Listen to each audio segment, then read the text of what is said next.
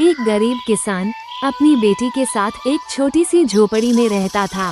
उसके पास इतनी कम जमीन थी कि मेहनत करने के बाद भी पेट भर खाना नहीं जुटा पाता था। एक दिन वो अपनी परेशानी लेकर राजा के पास गया। राजा दयालु था।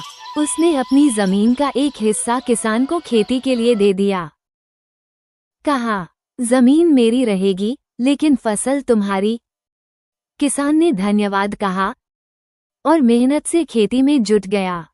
पर एक दिन जुताई करते समय उसका हल किसी सख्त चीज से टकराया।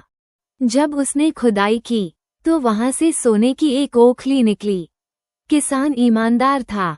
उसने कहा, ये राजा की जमीन है तो ओखली भी उसी की होनी चाहिए।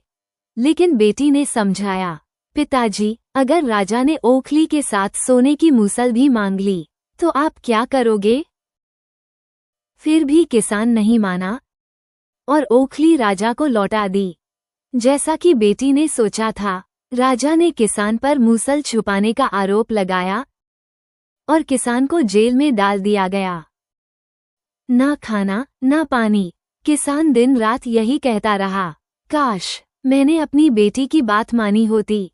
एक दिन राजा ने ये शब्द सुने। पूछने पर किसान ने पूरी सच्चाई बताई। राजा को अपनी गलती का एहसास हुआ। किसान को तुरंत रिहा कर दिया गया। बाद में राजा ने किसान की बेटी को दरबार में बुलाया। उससे बात करने के बाद राजा उसकी समझदारी से इतना प्रभावित हुआ कि उसे राजकोष का मंत्री बना दिया। रहने को घर मिला, सभी सुविधाएं मिलीं। अब किसान और उसकी बेटी सुख से रहने लगे। हाँ, थोड़ा कष्ट जरूर झेलना पड़ा, लेकिन अंत में जीत सच्चाई की ही हुई। उंगली से दाहिनी ओर इशारा ऐसी और दिल छू लेने वाली कहानियां देखने के लिए